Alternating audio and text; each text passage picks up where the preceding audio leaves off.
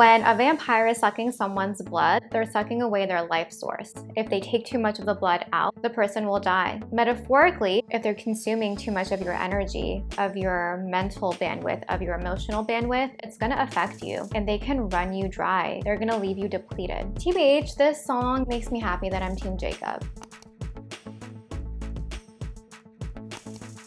Hi everyone, welcome to this video. On my channel, I analyze song lyrics very in depth through the lens of literary analysis. Today, I'm going to be reacting to and analyzing Olivia Rodrigo's newest song, Vampire. As always, please keep in mind that everything I state is literally just my own opinion. Music is a very subjective thing, and I always encourage you to share your perspective down below in the comments. For your reference, here are a list of literary terms I may refer to throughout this video, and let's dive right in. This song title is just one word, vampire. TBH, for me, it's giving, how old are you? 17. How long have you been 17? A while. In all seriousness, let's start with the literal definition of a vampire. A vampire is defined as the reanimated body of a dead person believed to come from the grave at night and suck the blood of people who are asleep. We are all pretty familiar with the concept of a vampire in pop culture. However, for this song in particular, I want to think about vampires a little bit more metaphorically. What I'm thinking about here is the idea of consumption. A vampire is sucking someone's blood. Blood is very important. It's like the life source. Blood must be flowing through your veins in order for you to be alive. So if a vampire is consuming someone's blood, they are in essence consuming and taking away their life source. When we're talking about blood specifically, this is more literal, this is more physiological. However, I'm thinking about this more metaphorically. Someone can be consuming and depleting your positive energy, your healthy emotional state. And if they're consuming all these positive things from you, it's going to leave you drained and leave you with not chill vibes, to put it lightly. It's going to leave you in a state of depletion. The term energy vampires is something that we might have heard, and that refers to people who suck away your energy. After you're around them, you may feel depleted, mental health-wise, spiritually, emotionally, etc. That's the sort of vampire that I'm thinking about here. Verse 1. Hate to give the satisfaction, asking how you're doing now. We're starting this song off with very negative diction, the word hate. Hate is a very strong word, right? It's fueled by passion. I view the word hate as being very active, very much like a fiery sort of emotion. There's a lot of movement outward. From this first line, we can gather that the relationship this song is about probably did not end on the best of terms. The protagonist here would rather not speak with their ex. They would prefer to be no contact, but it seems like there was a situation where the protagonist had to exchange pleasantries with this ex and ask them how they're doing. The word satisfaction here is very important in my opinion. When just asking someone how they've been makes you feel like they're getting satisfaction out of it, it really makes me think about power dynamics and how the protagonist maybe is feeling small in this instance where they're forced to interact with their ex. This makes me think that the ex is very well aware that the protagonist doesn't feel comfortable around them. That's why they're satisfied. They're satisfied by seeing the protagonist suffer and be uncomfortable. There is a level of awareness here that the word satisfaction is suggesting, and that to me is really uncomfortable and it's really gross. The ex here being satisfied and getting an emotional high, an emotional payout from the protagonist being forced to ask them how they are, that is not suggesting anything good or anything healthy. Just from this first line, I am thinking about this past relationship as being unhealthy, unbalanced. There was weird power dynamic stuff going on, and most importantly, the ex was aware of this. They wouldn't be satisfied here if they weren't. How's the castle built off people you pretend to care about? In this instance, I am thinking about a castle as representing power, wealth, and prestige. And for someone to build a castle from the ground up, which is what is suggested here, that's going to take a lot of effort, a lot of time, a lot of money. It's a very involved process. So this ex was able to accomplish building a castle, and the way they did that was by building it off of people they pretended to care about. Very simply put, this ex was a user. They used other people to get what they wanted to. This suggests that they used emotions as a weapon. They pretended to care about other people, thereby establishing trust, maybe getting favors from the other person, using their connections to be able to essentially social climb. That's how I'm interpreting it. The foundation that this castle was built upon is not pure. It seems as though the foundation of this castle was made with manipulation and deception. Things that may seem stable at first, but I would argue they fall apart pretty quickly. Just what you wanted. Look at you, cool guy. You got it. This is pretty sassy in my opinion, and if you watch my channel, you know that I enjoy sassy lyrics. I find Olivia Rodrigo's songwriting to be sassy at times, which I genuinely do enjoy. It seems as though this ex, the end justified the means for them. Some Machiavellian energy. If you are interested in me talking about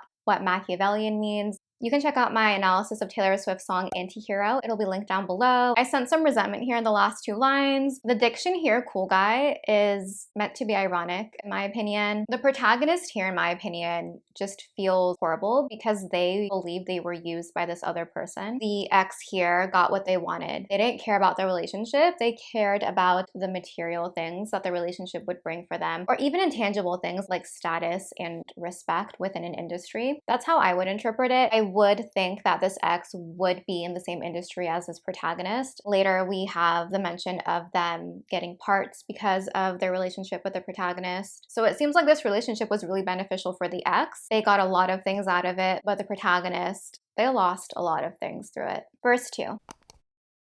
I see the parties and the diamonds sometimes when I close my eyes. The first line, in my opinion, is referring to memories. Parties they went to together. The diamonds, I'm thinking about gifts. So maybe the ex gifted the protagonist diamonds from time to time. Maybe they had a tumultuous relationship and that's how the ex asked for forgiveness. And the fact that the protagonist is seeing these things when she closes her eyes signifies that this is something she's not over yet. This is something that's actively present in her subconscious mind. When she closes her eyes, this is the first thing she sees. She's still processing it. This is something that she may be ruminating on. And when you're ruminating on something, it's because it's still bothering you. It's not healed yet. The protagonist was very deeply affected by this relationship. When you think about parties, it usually has a positive connotation. Perhaps there were good moments in this relationship. It's very difficult sometimes when there's really good times within a relationship that's overall bad.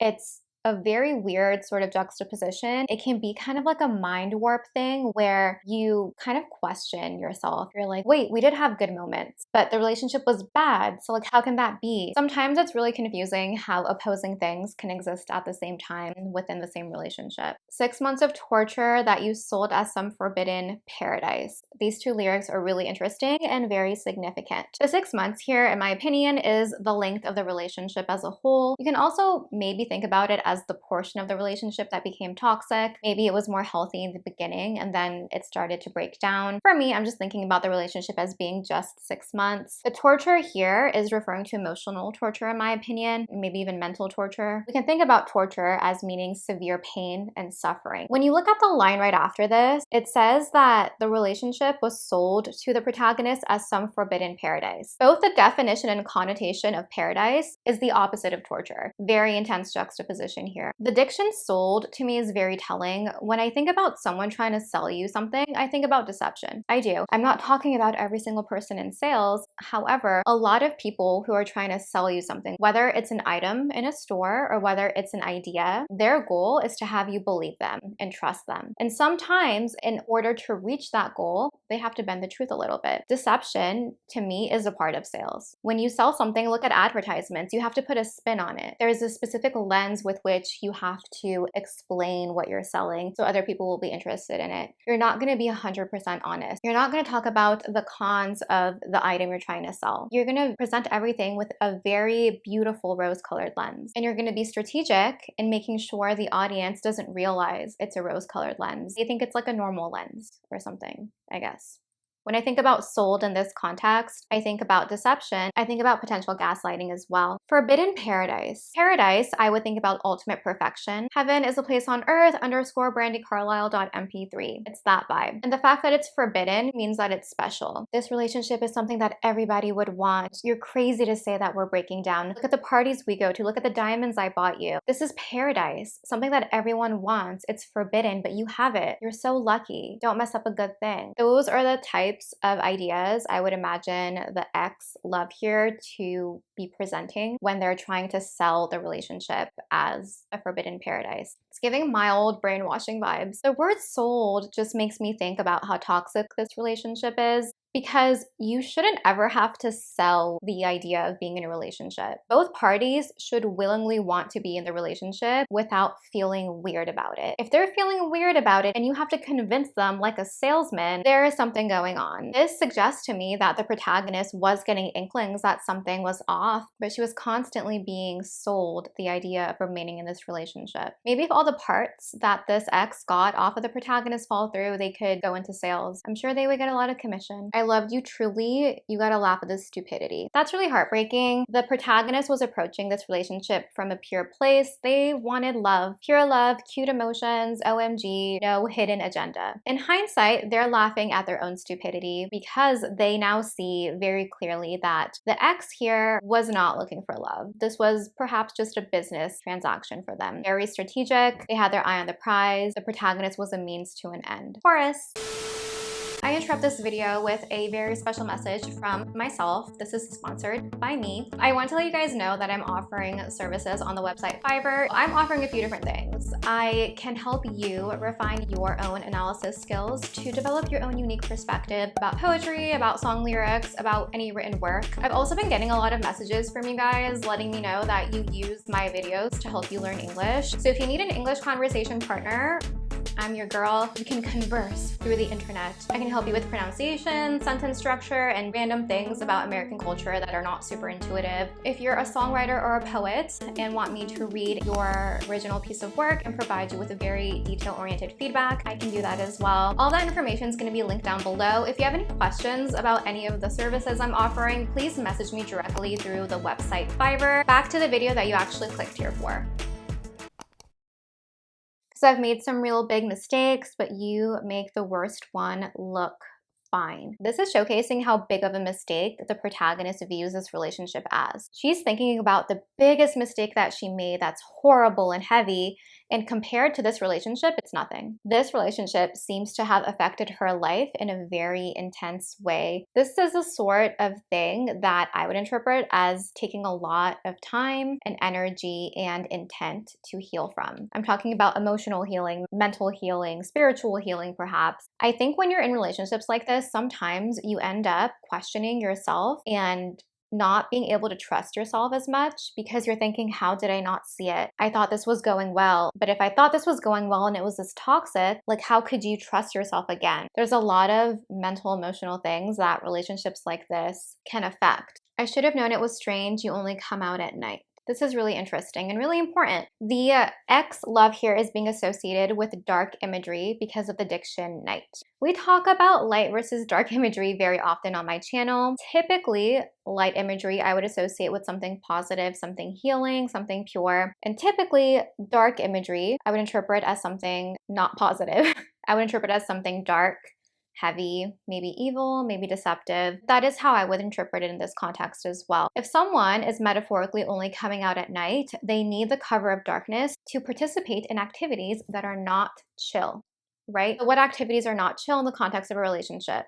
Manipulation, gaslighting, other forms of deception. It gives me like evil mastermind vibes. The fact that it says I should have known it was strange is kind of heartbreaking because it suggests the protagonist had some sort of awareness of the behaviors the ex was partaking in. They were aware they only came out at night, but they didn't think too much of it at the time. They maybe had an inkling that something was off. They're like, oh, okay, that's kind of weird, but like, you know, people have their quirks, it's fine. Little did the protagonist know at that time that the inkling they had was something that was pointing to an issue. I used to think I was smart, but you made me look so naive. This is going back to what I said earlier about how sometimes in these dynamics, you stop trusting yourself. The protagonist used to trust herself. That's why she thought she was smart, but now she feels naive. She may be questioning her judgment, not only in love, but in other aspects of her life as well. The way you sold me for parts. The first time I read this lyric, I was like a little confused. I was like, what do you mean parts? Like what parts? Like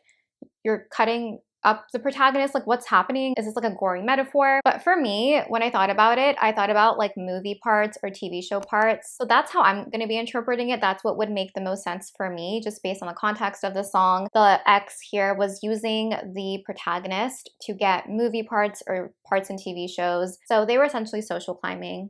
using the protagonist's fame and connections to gain something. Let's look at the diction sold, because that's very, very dehumanizing. The ex here did not value the love interest as a human, as a soul, as a person. They were merely, again, a means to an end. That's why the diction sold is used here. It's incredibly dehumanizing and disrespectful, and the ex didn't seem to care about that. This was a very transactional sort of relationship for the ex, not for the protagonist. As you sunk your teeth into me. So now this is where we have the vampire metaphor come into play. When a vampire is like sinking their teeth into you, they're usually doing it on your neck, right? If we're following pop culture, it's usually how it happens. And when you think about that, the person that is getting bitten, they're in a very vulnerable state. They are weaker in the dynamic in this instance. They are probably kind of immobile. This is very much showcasing the power dynamic and the power that the ex had over the protagonist. Bloodsucker, fame effer, bleeding me dry like a goddamn vampire. Let's look at the diction here. Bloodsucker, so this is part of the vampire metaphor we have all throughout this song. This is what I talked about when we discussed the song title. When a vampire is sucking someone's blood, they're sucking away their life source. If they take too much of the blood out, if they consume too much of it,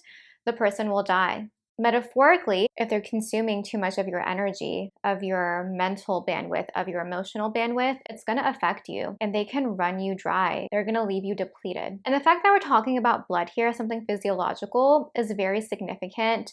In my opinion, it makes this all more intense. When we talk about things that are more emotional, sometimes it may not seem as intense because emotions are intangible. You can't literally see them. However, when we use a metaphor that is depicting something more tangible, more physiological in this context, it showcases how intense this is. Fame effer. This is very interesting. So to me, this is showcasing how much this ex valued fame over the relationship. They were hungry for fame to a fault. That's all they cared about. They were willing to literally perhaps F someone to get to fame, but like also F someone over. They were willing to do whatever it took to get to where they wanted to. Bleeding me dry like a goddamn vampire. The diction bleeding me dry is very significant. Protagonist is going to be depleted energetically and emotionally, and here literally. And here the ex is no longer a person, they're a vampire. They are someone under the cover of darkness that's coming to consume all of the good things away from the protagonist. Verse 3. Every girl I ever talked to told me you were bad, bad news. You called them crazy. God, I called them crazy too. Hindsight is often 20/20. So the protagonist did hear some things about their ex-love. Some girls were saying that he wasn't the best person to get involved with, and a lot of times where there's smoke, there's fire, right? Sometimes rumors are spread that are not true, but you know, sometimes the rumors are true. It really just depends. So I understand maybe why the protagonist didn't feel like what the girls were telling her were accurate. She decided to just move forward in the relationship because she probably liked this person a lot and she felt like she could trust them. This really sucks. It sucks when you kind of had hints or inklings of something, but you weren't in a place to receive it, and then you had to go through a traumatic experience. And the protagonist does seem to have a little bit of regret because she says she hates that she called those girls crazy as well. You know, she believed her ex. People can be very convincing, especially when you have feelings for them. Sometimes it may be difficult to decipher if you're being manipulated or not, especially in the very beginning stages. The protagonist does seem to be viewing this relationship as pretty toxic when she's looking back on it. You're so convincing. How do you lie without flinching? So this ex was not only manipulative, but they were a liar. Often goes hand in hand. The protagonist here is expressing how shook she is about how good of a liar her ex was. She was fooled by him. The lyrics here also suggest that the ex maybe felt no remorse about it. They were comfortable lying. They didn't have a conscience about it. That's how I'm interpreting it. Verse 4. Oh, what a mesmerizing, paralyzing, effed up little thrill. Very interesting diction in this lyric. The word mesmerizing, I think about as describing something that's very intriguing and alluring. Maybe something a little mysterious, definitely something that you want to explore. Whether the thing you want to explore is healthy for you or not is a different question. There's something about it that is pulling you in, right? Sometimes it's something healthy, oftentimes it's not. That seems to be what happened in this relationship. not healthy vibes. When I read the word paralyzing in this context, I think about the effect the relationship had on the protagonist. Maybe there was some fear involved, some emotional fear, maybe confusion. Confusion can also be paralyzing as well. You don't know what to do. Again, when you start not trusting yourself because you realize you made a judgment on someone that's not accurate, it's kind of hard to make decisions moving forward. So you're kind of stuck. And that feeling of stuckness, that feeling of entrapment is what I associate with addiction paralyzing here. Now let's talk about the addiction, effed up little thrill. So effed up here, it means messed up, not healthy, just really bad, chaotic, manipulative energy. That's how I'm viewing this relationship. And the word thrill here, a thrill is not something that has substance or value when we're talking about a relationship. A thrill is something that lacks any sort of depth. The protagonist, I don't think, view the relationship in this way. However, I would argue the love interest, the ex here, thought about the relationship in that way. They placed no value on the love here. There was no love for them, right? This was more transactional. Very different for the protagonist. They viewed this relationship with more purity, not as a thrill, as a romance. The two people in this relationship were operating on different frequencies with different goals. Can't figure out just how you do it, and God knows I never will. Here the protagonist is expressing how shook she is at the type of person this ex love interest was. They are someone who is operating without emotion, very manipulative, very strategic in a negative way. The protagonist came from an emotional place, so they don't understand how this person operates, and they know they never will, right? Some people are just built different. They don't have a conscience. They aren't going to feel guilty, and I think that's what the protagonist is realizing about their ex. Went for me and not her, because girls your age know better. So there was an age gap in this relationship, right? That's what we can decipher. The protagonist here feels targeted because she's younger, because she may be a little bit more naive, and that's not her fault, right? She is the age she's at. She's normal for her age. You're not supposed to have all of this wisdom at that age yet. There's no way you can. You haven't had enough life experience yet. The protagonist is realizing that she was, in essence, targeted. She was prey for a predator. Then we have repetition of the chorus, and then we have the bridge. You said it was true love, but wouldn't that be hard? You can't love anyone because that would mean you had a heart. So the ex here said that they were in love with the protagonist. They were painting a picture. They were trying to sell this relationship, right? However, again, hindsight is 2020. The protagonist now knows that wasn't true. She believes that her ex is not capable of love, right? This reminds me of the song I Know You Were Trouble by Taylor Swift, which I analyzed. It'll be linked down below. And the saddest part comes creeping in, that you never loved me or her or anyone or anything. Some people truly may not be capable of love, but they know that other people want love. So they use love as a manipulation tactic. Seems to be what happened here. I tried to help you out. Now I know that I can't, because how you think, the kind of thing I'll never understand. This makes me think the protagonist may have wanted to save her ex. Not save them in a deep way, but perhaps she realized these minute things about him at the beginning, and she's like, no, we can overcome this. Like, our love is strong enough for it. It's not anything major. It's something minor. It's like a little quirk or something. Maybe she thought about it that way. She didn't realize that there was a lot more not chill vibes that were going to come from this relationship. She saw the tip of the iceberg, not the whole iceberg under the water. That's how I'm thinking about it. I think she realizes that she's never going to fully understand why the other person did what they did. Logically, you can understand it was transactional for them, but she can't, from an emotional standpoint, understand how one person can do that to another person without feeling any sort of guilt about it. People are just built different. It appears that the ex in this situation literally didn't care emotionally about the protagonist. They were very much using her as a means to an end. She was not aware of it until it was a little bit too late. Then we have repetition of the chorus, and that is the end of the song. So the song is gonna end with the lyrics, bloodsucker, fame effort, bleeding me dry like a goddamn vampire. All in all, I think the song is about a manipulative relationship that was transactional for one party of this relationship and emotional and real for the other party. The ex here was consuming everything good about the protagonist, from their emotion, their love, their mental health vibes, consuming all of that, taking it for themselves. They were also consuming the protagonist's star power, their connections, right? They were using that to get parts. Simply put, this song is showcasing a relationship that was transactional and manipulative. That's all I have for this song. Please let me know what you think in the comments below. Feel free to check out my tutoring and consulting services. Thank you for watching. I appreciate it, and I'll see you next time. Bye!